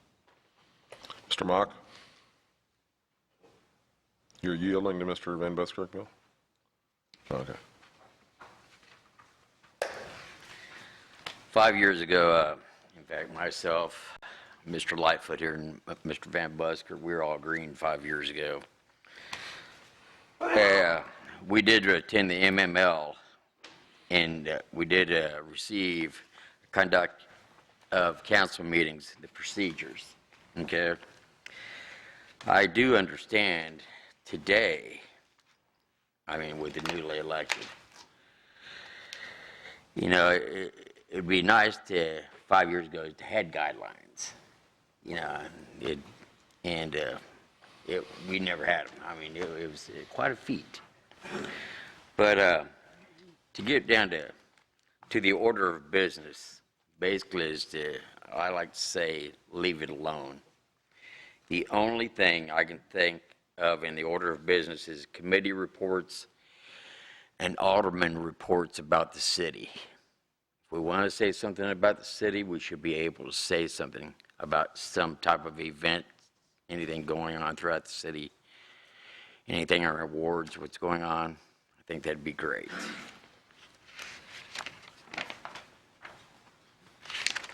There's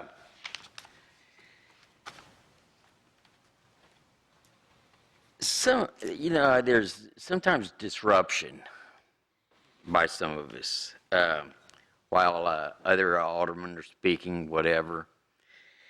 And,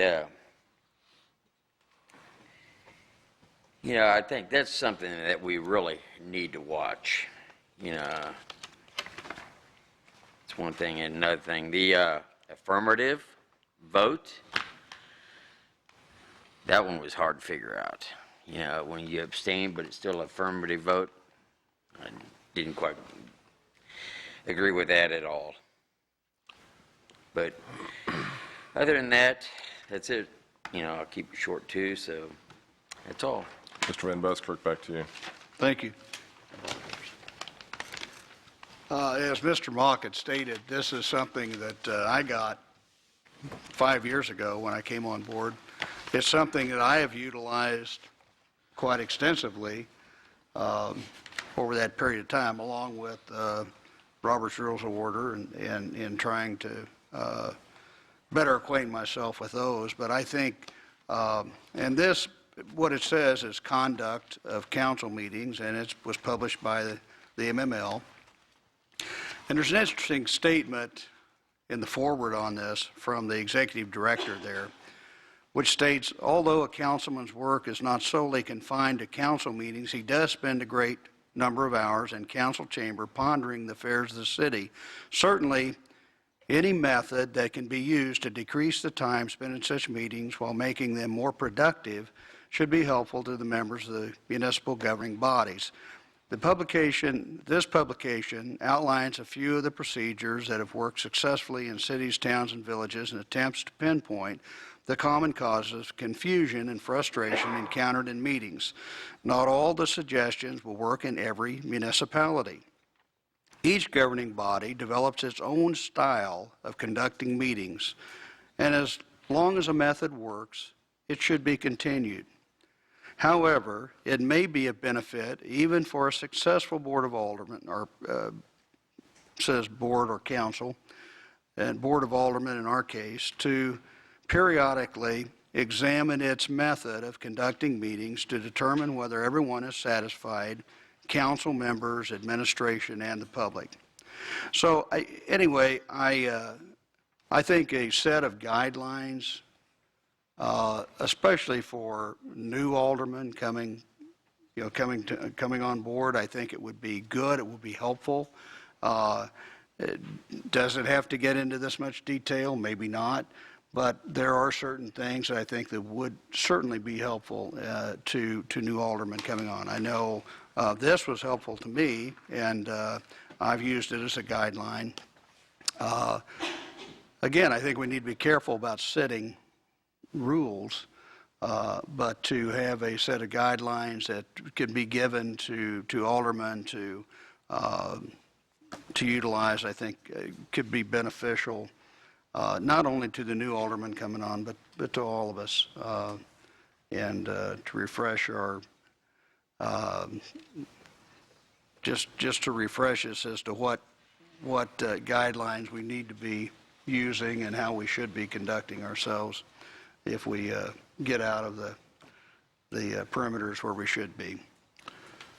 Anyway, I don't know if anyone else has this, but I certainly got one, and I assume everyone that came on when I did got one of these. But for some reason, I seem to be the only one that has one right now. Probably because I'm Mayor Pro Tem and the extra power. And you get to vote twice, yeah. That wasn't to go to his head. Thank you. Well, Mr. Azar, I want to wrap this up pretty quickly here, but go ahead. I will. I'm going to just draw this to conclusion here, Mr. Mayor. Again, thank you for giving me the opportunity and for the board for reviewing this. I do appreciate that. Just wanted just to clarify a couple things. And again, this is you get caught in the quagmire, of trying to come up with a document, and it was really interesting from my own perspective. I looked at a lot. I think that the stack of the word procedure, for example, was most used. Matter of fact, I don't even remember the word guideline, but I must have had at one time, I've almost 20 different cities that had guidelines written down, and we had no guidelines. So, and so when I went through these, I used the word procedure, not realizing that when in Rome, do as a Roman do, but this is not Rome. So I use the word procedure, and everybody feels stepped on. So, and I didn't intend it to be that way. I was really trying to put my best effort forward and to come up with something that I thought would be good for Raytown. I do want to reiterate what our attorney said, that there was nothing in here that was inconsistent with the Roberts Rules of Order. That came from our attorney. I have that in print if you want to see that. And again, I echoed over and over again, we want Robert's rules, and there's nothing here inconsistent with that, but for some reason the board felt that way. My only recommendation to the mayor is that we at least take a vote of the staff here to see if we want, of the board here, to see if we want the staff to look at this over, maybe come up with a set of, quote, guidelines. If that's something we want to do, or just drop the whole thing as an issue, period. And lastly, I do want to say to Jason that you reminded me of something, Jason, that I forgot. That during this process, after when I narrowed it down to about 12 cities, one of them that I went to visit was Maryville, Missouri. I don't remember why, but I drove all the way to Maryville to talk to their their mayor and their city administrator, because they had what I thought was a really good set of procedures. And they do have them, so. And I thought, wow, he threw that out. I thought, I drove all the way to Maryville, and he made a joke about it, so. Anyway, thank you very much, and Mayor, that's my recommendation. Ask the board if they want to continue this or drop it. Well, I hope that, and I want to get at least head nods on this, but I do, the purpose in my mind was to keep it simple, but to also have guidelines, if you will, or procedure, whatever you want to call them. I did not in a million years expect it to be this voluminous. When Robert's Rules is in fact our guide. But again, I appreciate, Jim, what you've done. I've heard, I think the majority of the people say they like having the guidelines. It would be a tool to them. And Bill has said that, and Steve has said that, as Lightfoot and myself have said that. The purpose is not to take away rights from people, not at all. And that is never the case with this board. This board has also, as long as I've been sitting here, I've been very proud of the way that we have administered the course of business. And I sat here years ago, and I was frankly embarrassed by the way we conducted our business. And I'm very proud of how we do things. We work together, we talk things through. We don't always agree on things, and I'm good with that, as long as we're respectful to each other. And I've seen that. I've seen you all work together, and I think we have really brought the city a long ways from where we were at one point, and I credit each of you for that. I don't think we need to, I don't feel like we need to strictly adhere to anything, and I'm kind of I have trouble following rules myself, so I'm not a strict follower of rules, and I'm thankful the chief of police doesn't ticket me sometimes when he has the opportunity to, probably, but I do think we need at least something to serve as guidelines so the new board members coming on have something to work from. And I do hope that you will agree with me on that. And with that, I'd like to still keep this at the board level and not burden our staff with taking the next step on this. So I'm going to ask you as a board, are you okay with simplifying the guidelines, making them simple to understand, perhaps even make reference to the MML guidelines, make reference to Robert's Rules of Order, Jim, as you have done here. But I'd like for this board, and maybe Ms. Emerson, you with Mr. Azier and perhaps one or two others, work to bring this back again in a simpler form. And I'd like to ask the board at this time if you're comfortable with that.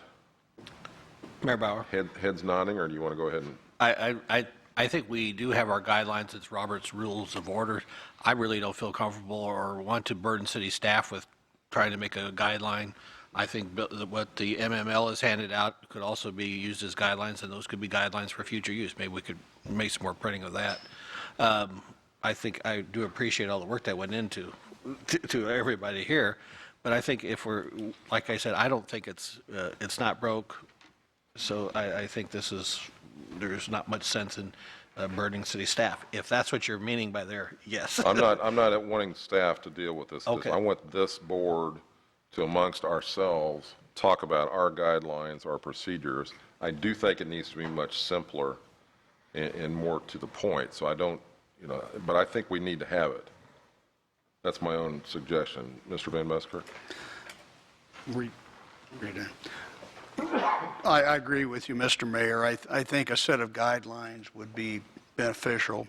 And certainly, I appreciate all of the effort that Alderman Azier has put into this, and I know the effort that Alderman Melson put into it. And, there's a lot here that I agree with, certainly, and more that I agree with than I don't agree with. But I think it could be simplified and utilized successfully by us if we do that. So I think you have a good idea, Mr. Mayor. I would certainly back that. Mr. Lightfoot's nodding in concurrence with that. On the right, how do you all feel on this? Guidelines, yes, no? I would just like a basic handout, kind of like what Alderman Van Busker's got, nothing So formal. the answer is guideline, yes. But no strict That's a guideline. adherence to. That's a guideline. But he referenced in there were from community things what may operate differently. It's not anything strict. Once again, is it a spirit of the law or letter of the law thing? That's where I'm at. Mr. Green. I have to agree with Mr. Kramer on this. I feel this is one of those things where what we have, I feel right now, is working, and I feel like if you follow Robert's rules, that's really all you need. At least that's what I've witnessed in my, albeit brief time here. Yeah, I feel like as long as we just keep sticking with Robert's rules, I don't see really necessarily a need for expansion upon that. Okay. No, that's fine. That's what we're asking. Thank you. Ms. Emerson? I think Robert's rules have worked for many, many cities, and I think we don't need anything else because that has been proven for years and years that it does work well. Okay. I think now we are split on this subject, so. All right, I'm going to dispense with discussion on this at this time because we are divided. We don't have resolution on it. If those who desire that it expand beyond this point, I ask that you get together and you talk about it and bring it back before this board. So that's the way we handle business here in the city of Raytown. All right, that concludes our business items for tonight. And I think Mr. Green, Josh Green, you asked for a motion to adjourn, and I think Jason Green asked for a motion to second that. Is that correct? All right, very good. We've got a motion made and seconded to adjourn. All in favor signify by saying aye. All opposed, same sign. Thank you.